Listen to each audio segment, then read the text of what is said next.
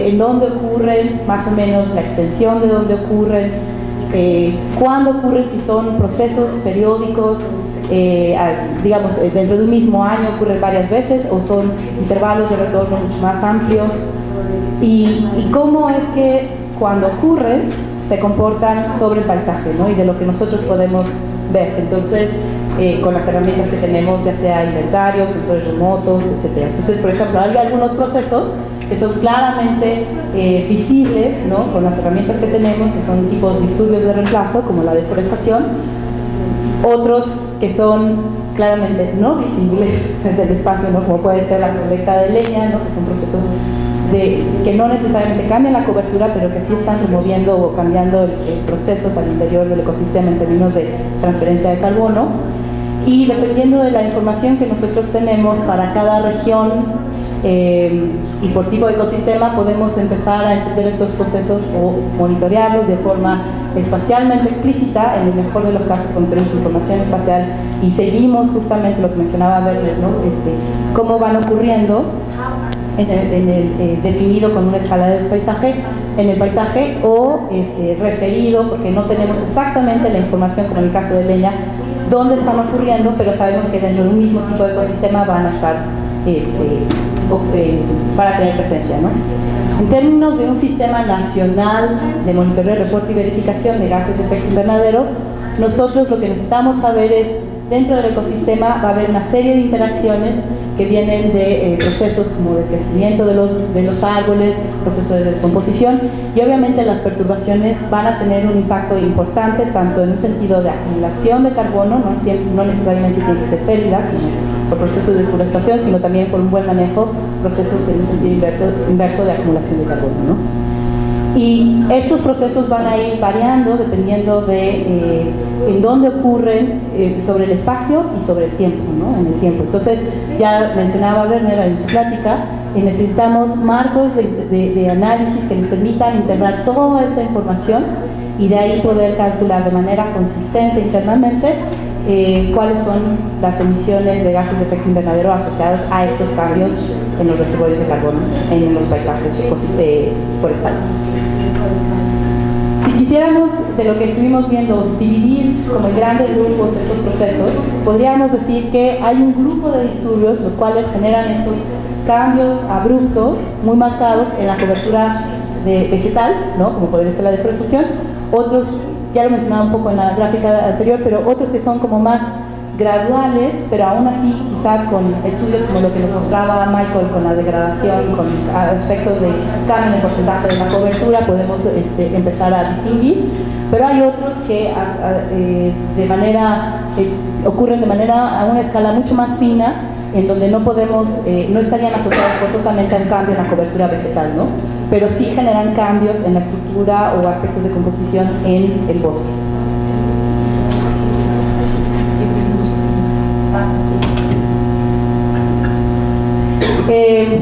Este ejercicio, como ya mencionábamos al inicio, es para uno de los propósitos.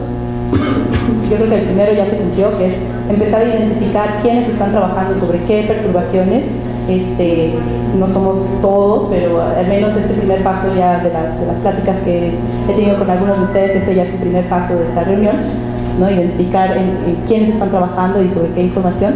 Pero en el sentido de uno de los objetivos que tenemos desde el proyecto México-Noruega es utilizar herramientas de modelación que nos permitan simular la dinámica de los cambios en los reservorios de carbono, ¿no? Lo que vemos aquí, por ejemplo, la cajita que dice biomasa y la cajita que dice materia orgánica de descomposición, cómo son esos cambios sobre el espacio y el tiempo, y sobre todo cuando tenemos a nivel de paisaje procesos como las perturbaciones que lo que van a hacer es cambiar un poco, acelerar o realizar el balance que existe entre las transferencias de carbono entre una de las cajitas y la otra, ¿no? Entre la parte viva y la parte muerta, o por ejemplo de la parte muerta otra vez a través de procesos de descomposición hacia la atmósfera.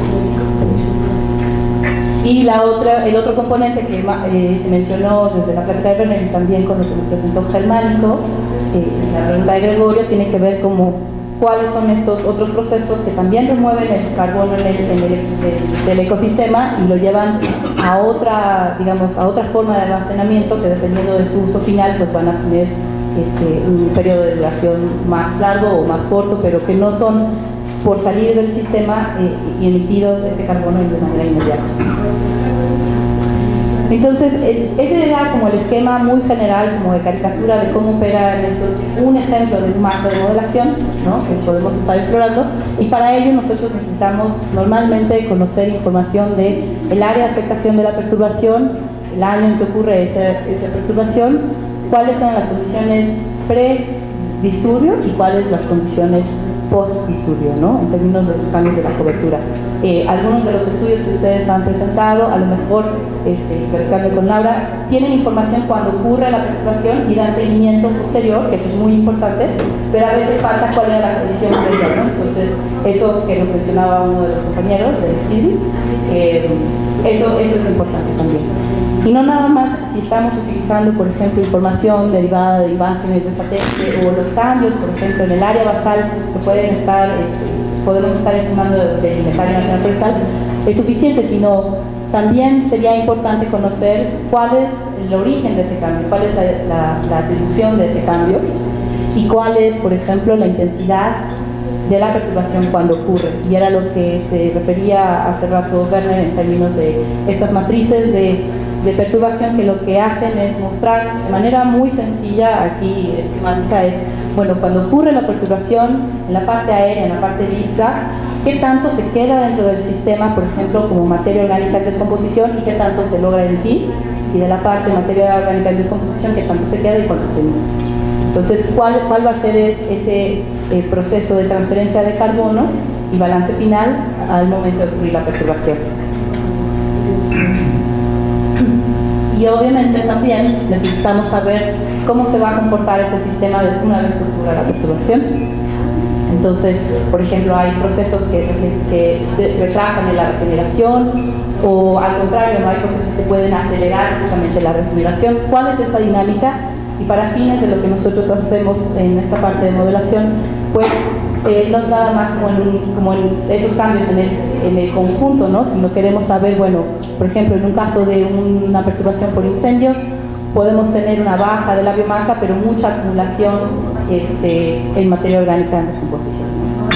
Entonces, ¿cómo va a ir cambiando esa distribución del carbono en el ecosistema sobre el tiempo?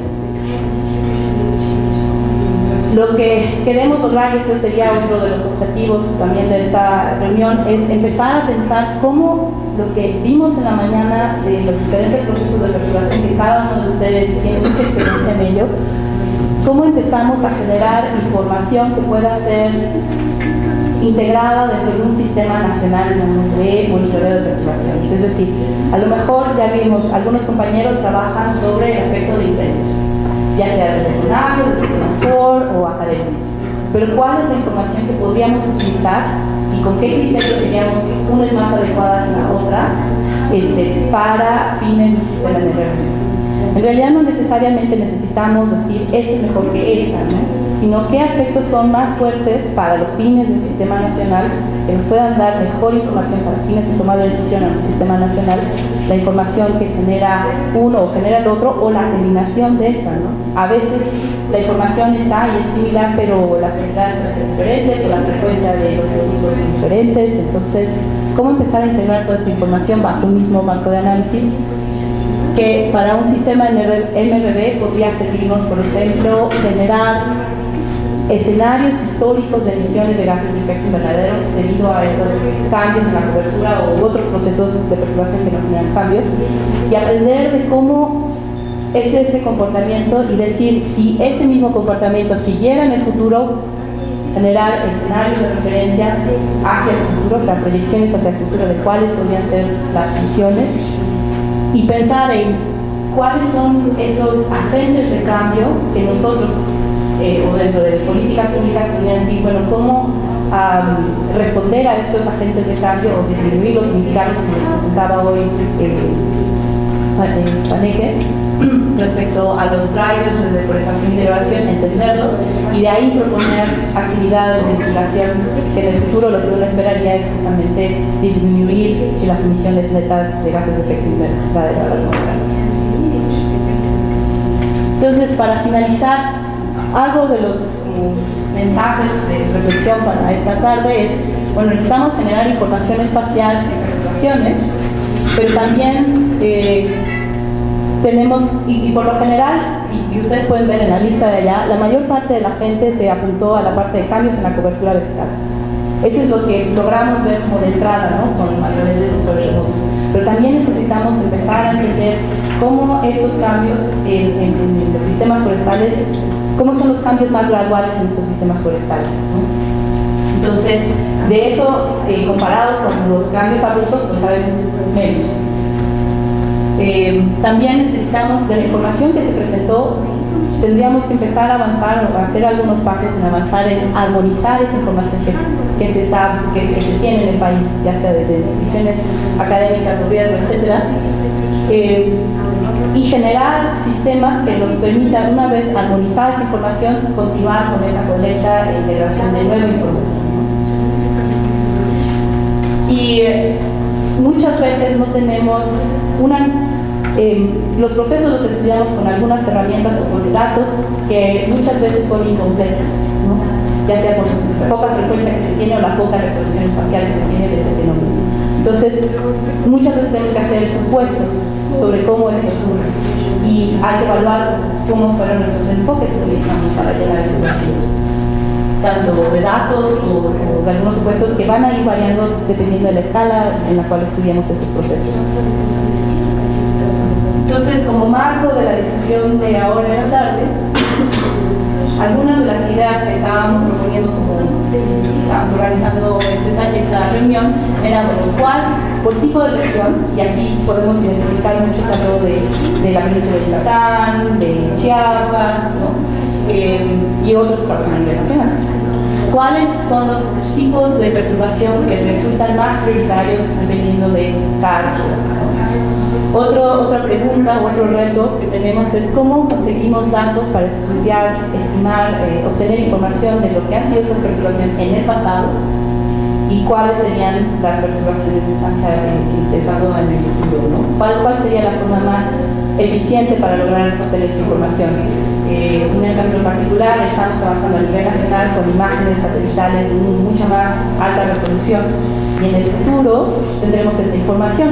Pero algo que mencionaba Werner en la mañana es cómo logramos de la información, de los herramientas que tenemos para entender las perturbaciones en el pasado, cómo logramos hacer esa consistencia de manera que no tengamos, ahora pensemos que tenemos mayor tipos de, digamos que la mayor tipos de disturbios que podemos monitorear ahora es más bien por un cambio en una mejor resolución espacial y temporal y no tiene que ver con la naturaleza misma de la perturbación, ¿no? Que a lo mejor puede ser que vaya a cambiar. ¿Cuál es la ocurrencia y severidad de las perturbaciones? Y otro aspecto que me parece que en la presentación de Laura se mencionaba es cuáles de los procesos que a una resolución fina ocurren y sus propiedades son escalables a un nivel más grueso, ¿no? No siempre es algo que ocurre a nivel local que resulta ser muy importante, cuando ya vemos el paisaje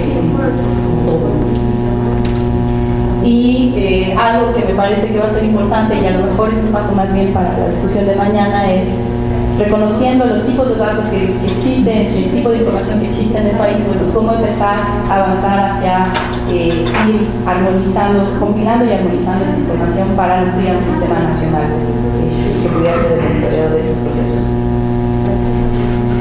Entonces, lo que hicimos fue simplemente como una tablita en donde podríamos ver desde tipo de perturbación que afecta por tipo de ecosistema o región, ¿no? ¿Qué información tenemos disponible? Un poco esa pregunta de cómo conseguir de manera eficiente o qué datos tenemos de información de perturbaciones del pasado y qué vamos a tener en el futuro. Y en función de esta como primer diagnóstico y del impacto que tienen estos procesos sobre el paisaje, bueno, ¿cuál sería el nivel de importancia de seguir avanzando en esto, ¿no? Como primeros pasos?